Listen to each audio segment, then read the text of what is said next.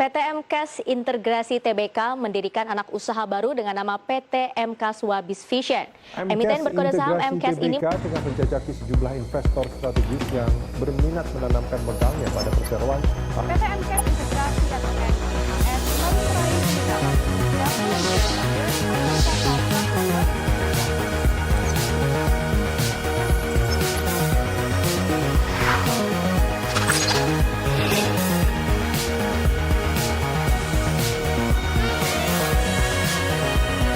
berbagai tagihan mulai dari pulsa, pembayaran PLN, PAM, hingga asuransi siap membayangi pikiran Anda. Belum lagi ancaman denda jatuh tempo siap menghantui Anda. Proses pembayaran berbagai kebutuhan ini tentu sangat menyita waktu karena jarak tempuh menuju setiap lokasi yang berjauhan. Tapi, bagaimana jika hanya semua kebutuhan Anda bisa terpenuhi hanya di satu tempat saja? Kini, Anda tak perlu ribet dan pusing. Kios adalah jawaban dan solusi tepat untuk memenuhi kebutuhan Anda. Hanya dengan menggunakan kios, Anda dapat melakukan berbagai transaksi pembayaran di satu tempat dalam waktu bersamaan. Kios menyediakan lebih dari 200 layanan untuk memenuhi berbagai kebutuhan transaksi Anda. Cara melakukan transaksi: 1. Pilih menu isi pulsa. 2. Masukkan nomor. 3. Pilih provider. 4. Pilih denom. 5. Konfirmasi order. 6. Struk keluar. 7. Lakukan pembayaran di kasir. Setiap proses transaksi yang Anda lakukan melalui kios akan mendapatkan struk sebagai bukti jika proses transaksi telah sukses. Kios kami pun dapat melayani pembelian e-commerce dan kartu fisik seperti kartu perdana operator, kartu e-money, membership, dan masih banyak lagi. Untuk membeli kartu perdana operator, 1. Pilih menukar. 2. Pilih provider. 3. Pilih nominal. 4. Tekan order. 5. Masukkan data diri. 6. Masukkan email. 7. Masukkan nomor telepon. 8. Konfirmasi order. 9. Keluar struk melakukan pembayaran di kasir. 10. Cek order untuk mendapatkan kartu dan cara registrasi paket internet. Dengan kios, semua kebutuhan dapat terpenuhi secara cepat, akurat, dan hidup menjadi lebih mudah. Kios, we digitalize you. Assalamualaikum warahmatullahi wabarakatuh. Perkenalkan, nama saya Muhammad Fitri Hasan, NIM 921-4228. Di video kali ini saya akan menjelaskan tentang PT MKes Integrasi Tbk. Perusahaan ini didirikan pada 1 Juni 2010 di Jakarta dengan nama PT MKes Integrasi. Berdasarkan akta pendirian, perusahaan perseroan terbatas dengan nama PT MKes Integrasi tanggal 1 Juni 2010. Dibuat sebelum Ukon Krisnajaya SH SPN Notaris di Jakarta. Selanjutnya, sehubungan dengan penawaran umum yang dilakukan perusahaan, berubah nama menjadi PT MKes Integrasi Tbk. Sesuai dengan akta nomor 72 tanggal 11 Agustus 2017. Profil perusahaan: PT MKes Integrasi Tbk adalah perusahaan Indonesia yang terdaftar di Bursa Efek Indonesia. Ini beroperasi di sektor layanan keuangan digital dan menyediakan berbagai layanan seperti isi ulang ponsel, pembayaran tagihan, transfer uang, dan solusi pembayaran digital lainnya. Tujuan perusahaan adalah untuk memfasilitasi dan mempromosikan inklusi keuangan di Indonesia dengan memanfaatkan teknologi dan inovasi.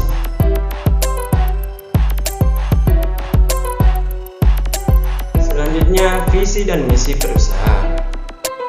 Visi yaitu sebagai platform gaya hidup yang menyediakan konten fisik dan digital untuk membantu masyarakat guna mempermudah hidup mereka.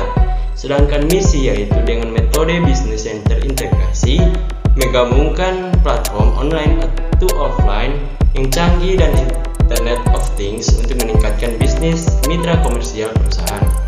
Dan untuk mendukung mendukung gaya hidup digital di Indonesia. Inilah pimpinan-pimpinan perusahaan. Yang pertama, Martin Suharli menjabat sebagai Direktur Utama. Yang kedua, Suryandi Jahja menjabat sebagai Direktur. Dan yang ketiga, Rachel Stefani M. Siagian menjabat sebagai Direktur dan Sekretaris Perusahaan. Jenis usaha. PT MKes menawarkan beragam produk digital seperti pulsa dan token listrik, pembayaran tagihan, pemesanan tiket, etiket, dan voucher digital. Adapun PT MKes Integrasi Tbk merupakan penyedia self-kios digital dan layanan solusi IT yang inovatif. Itulah profil perusahaan. Selanjutnya kita masuk pada analisis kinerja keuangan. Saya akan menjelaskan tentang pengembalian ekuitas melalui return on investment dengan rumus pendapatan setelah pajak dibagi dengan total aset. Pada tahun 2020, return on investment itu mencapai pada angka 0,039. Lalu, pada tahun 2021, return on investment mengalami penurunan di angka 0,066. Adapun pengembalian ekuitas dihitung melalui return on equity dengan rumus pendapatan setelah pajak dibagi dengan total equity. Pada tahun 2020, return on equity mencapai pada angka 0,054. Lalu pada tahun 2021 mengalami penurunan di angka 0,093.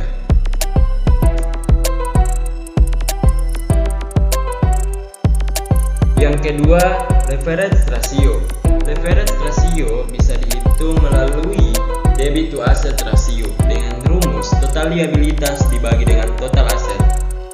Pada tahun 2020, debit to asset ratio mencapai pada angka 0,274. Lalu pada tahun 2021, debit to asset ratio itu mencapai pada angka 0,289. Leverage ratio juga bisa dihitung melalui time interest earned dengan rumus EBIT dibagi dengan beban bunga. Pada tahun 2020, times interest earned mencapai pada angka 5,99 dan pada tahun 2021 mencapai pada angka 5,09. Leverage ratio juga bisa dihitung dari debit to equity ratio dengan rumus total liabilitas dibagi dengan total equity. Pada tahun 2020, debit to equity ratio mencapai pada angka 0,377 dan pada tahun 2021 mencapai pada angka 0,407. Adapun leverage ratio bisa dihitung melalui long term debit to equity ratio dengan rumus utang jangka panjang dibagi dengan total ekuitas. Pada tahun 2020, long term debit to equity ratio mencapai pada angka 0,07. Pada tahun 2021 mencapai pada angka 0,04.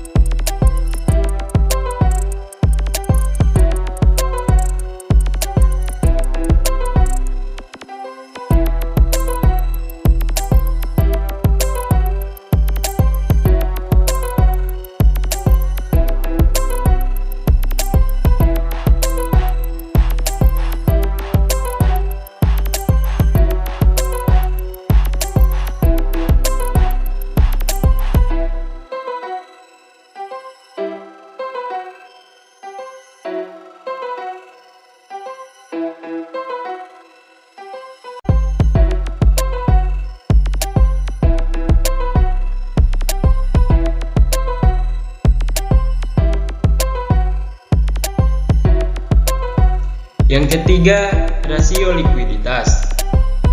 Rasio likuiditas ini bisa dihitung melalui current ratio dengan rumus aset lancar dibagi dengan kewajiban lancar. Pada tahun 2020, current ratio itu mencapai pada angka 3,44 dan pada tahun 2021 mencapai pada angka 2,93. Rasio likuiditas juga bisa dihitung melalui cash ratio dengan rumus kas atau setara kas dibagi dengan kewajiban. Pada tahun 2020, kas rasio itu mencapai pada angka 0,77 dan pada tahun 2021, kas rasio itu mencapai pada angka 0,65. Adapun rasio likuiditas juga itu bisa dihitung melalui quick ratio dengan rumus aktiva lancar dikurang persediaan dibagi dengan utang lancar. Pada tahun 2020, quick ratio itu mencapai pada angka 2,27 dan pada tahun 2021, quick ratio itu mencapai pada angka 2,15. Yang keempat, rasio solvabilitas. Rasio solvabilitas ini bisa dihitung melalui equity to asset ratio dengan rumus total ekuitas dibagi dengan total aset. Pada tahun 2020, equity to asset ratio itu mencapai pada angka 0,377 dan pada tahun 2021, equity to asset ratio itu mencapai pada angka 0,407. Adapun rasio solvabilitas itu dihitung melalui inventory turnover dengan rumus penjualan dibagi dengan persediaan. Pada tahun 2020 mencapai pada angka 0,023 dan pada tahun 2021 mencapai pada angka 0,029 atau 0,03.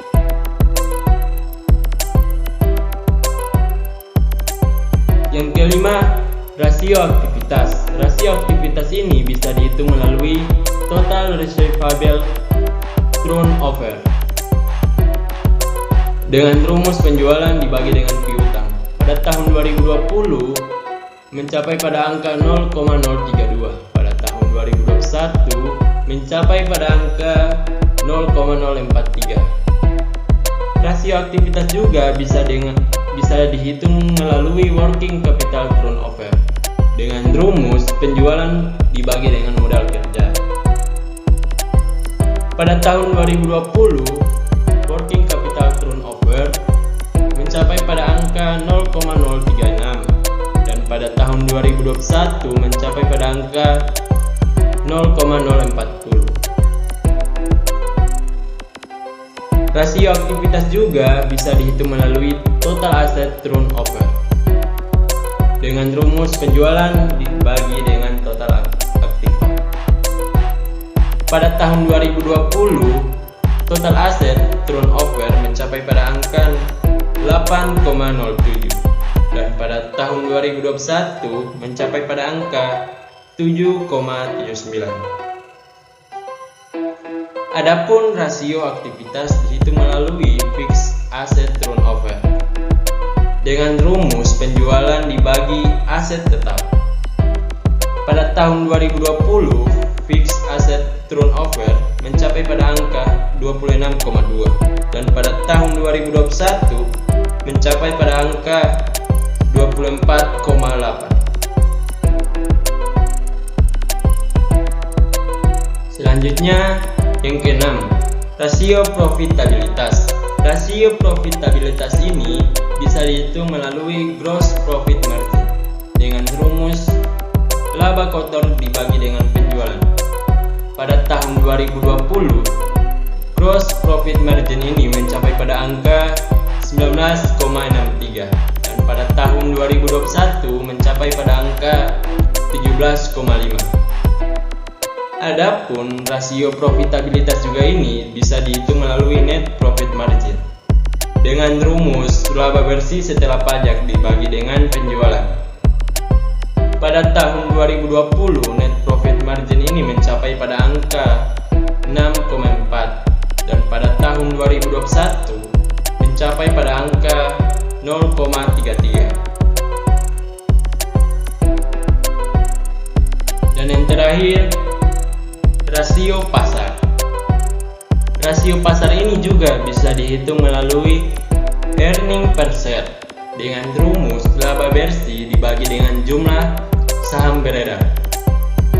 Pada tahun 2020, earning per share ini mencapai pada angka 0,083 dan pada tahun 2021 mencapai pada angka 0,163. Rasio pasar juga bisa dihitung melalui book value per share dengan rumus nilai ekuitas dibagi dengan jumlah saham beredar.